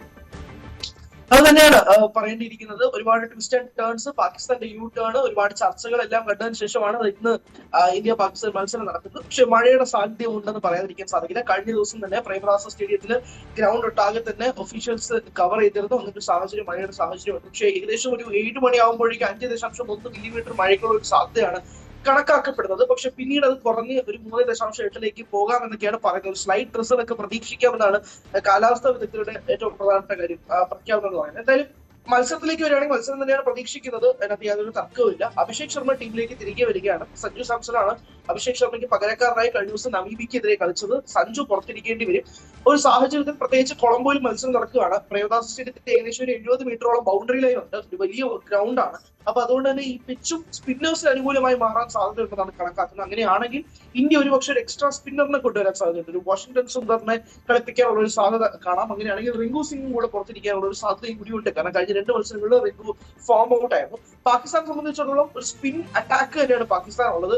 ഉസ്മാൻ താരിഖ് നയിക്കുന്ന സ്പിൻ അറ്റാക്ക് ഇപ്പോൾ അദ്ദേഹത്തിന്റെ കഴിഞ്ഞ മത്സരങ്ങളിലൊക്കെ തന്നെ വെച്ചിട്ട് അദ്ദേഹം ഒരു വിവാദ ബൗളറായി തന്നെ മാറി, അദ്ദേഹത്തിന്റെ ആക്ഷനൊക്കെ ആയിട്ട് ബന്ധപ്പെട്ട്. കളിയുടെ മത്സരത്തിന്റെ കാര്യം അങ്ങനെയാണ്. ഇനി ഹസ്തദാനത്തിലേക്ക് വരുമ്പോഴേക്കും കഴിഞ്ഞ ദിവസം ക്യാപ്റ്റൻ സൂര്യകുമാർ യാദവ് പറയുന്നത് ഹസ്തദാനം നടക്കുമോ ഇല്ലയോ എന്ന് പോലും അദ്ദേഹം വ്യക്തമായി പറയുന്നില്ല. ഗ്രൗണ്ടിലേക്ക് വരും, ടോസ് നടക്കട്ടെ, നിങ്ങൾ അപ്പ് കണ്ടാൽ മതി എന്നാണ് പറയുന്നത്. അപ്പോൾ അതിനകത്തൊരു സസ്പെൻസ് എലമെന്റ് അദ്ദേഹം വെച്ചിട്ടുണ്ട്. എന്നാൽ ടോസ് 6:30 നടക്കുക. അപ്പോൾ മുതൽ തന്നെ വിവാദങ്ങൾ ആരംഭിക്കും. ഹസ്തദാനം നടന്നാലും വാർത്തയാണ്, നടന്നില്ലെങ്കിലും വാർത്തയാണ്. അപ്പോൾ എന്തായാലും അത് രണ്ടും സംഭവിക്കുന്നത് തൊട്ട് 7 മണിക്ക് മത്സരം നടക്കാൻ പോവാണ്. എന്തായാലും ഫേവറേറ്റ്സ് ആയിട്ട് നിൽക്കാൻ പോകുന്നത് പാകിസ്ഥാനാണ്, നിലവിലത്തെ സാഹചര്യം കൊണ്ട് മാത്രം. കാരണം പാകിസ്ഥാനാണ് ഈ T20 ലോകകപ്പിൽ കൊളംബോയിൽ തന്നെ 2 മത്സരങ്ങൾ കളിച്ചിട്ടുള്ളത്. ഇന്ത്യ ആദ്യത്തെ മത്സരമാണ് ഈ T20 ലോകകപ്പിൽ കൊളംബോയിൽ വെച്ച് കളിക്കുന്നത്. സോ അവർ അപ്പർ ഹാൻഡ് പാകിസ്ഥാൻ ഉണ്ടെന്ന് പറയാതിരിക്കാൻ സാധിക്കില്ല. പക്ഷെ എന്നാൽ പോലും ഇന്ത്യയുടെ ബാറ്റിംഗ് വേഴ്സസ് പാകിസ്ഥാന്റെ സ്പിൻ അറ്റാക്ക് ഇതായിരിക്കും ഏറ്റവും പ്രധാനപ്പെട്ട കോൺടെസ്റ്റ് ആയിട്ട് നിൽക്കുന്നത്. സാഡ്ലി മലയാളി ആളുകളെ സംബന്ധിച്ചിടത്തോളം സഞ്ജു പുറത്തിരിക്കേണ്ടി വരും. പക്ഷെ എന്നാൽ പോലും അഭിഷേക് ശർമ്മ, ഇഷാൻ കിഷൻ, തിലക് വർമ്മ, സൂര്യകുമാർ യാദവ് എന്ന ടോപ്പ് ഓർഡർ വളരെ ശക്തമായിട്ട് തന്നെ നിൽക്കുന്നത്. ഒരു 200 സാധാരണയായിട്ട് ചേസ് അല്ലെങ്കിൽ ആദ്യത്തെ ടാർഗറ്റ് ഉദ്ദേശിച്ചെങ്കിൽ പോലും ഈ ഗ്രൗണ്ടിൽ 160 എന്തായാലും വളരെ പ്രധാനപ്പെട്ട ഒരു മത്സരമാണ് നടക്കാൻ പോകുന്നത്. പക്ഷേ മഴ ഭീഷണിയുണ്ടെന്ന് പറയുന്നു. ഹരി പറഞ്ഞതുപോലെ ഹസ്തദാനം ഉൾപ്പെടെ നിരവധി വിവാദങ്ങളുണ്ട്. അപ്പോൾ കാത്തിരിക്കാം. മറ്റൊരു വാർത്തയിലേക്ക്. എറണാകുളം മൂവാറ്റുപുഴ കൂത്താട്ടുകുളം MC റോഡിൽ ഓടിക്കൊണ്ടിരുന്ന കാറിന് തീപിടിച്ച് അപകടമുണ്ടായി. യാത്രക്കാർക്ക് ആർക്കും പരിക്കേറ്റിട്ടില്ല. ഇന്ന് പുലർച്ചെ 6:30 സംഭവം. നെടുമ്പാശ്ശേരി വിമാനത്താവളത്തിലേക്ക് പോവുകയായിരുന്ന മുണ്ടക്കയം സ്വദേശികളായ ജോമോനും ഭാര്യയും 2 മക്കളും സഞ്ചരിച്ചിരുന്ന കാറാണ് അപകടത്തിൽപ്പെട്ടത്. വാഹനത്തിൽ നിന്ന് പുക ഉയർന്ന കണ്ട ഉടൻ ഇവർ പുറത്തേക്കിറങ്ങി രക്ഷപ്പെട്ടു. മൂവാറ്റുപുഴ ഫയർഫോഴ്സ് എത്തി തീയണച്ചു.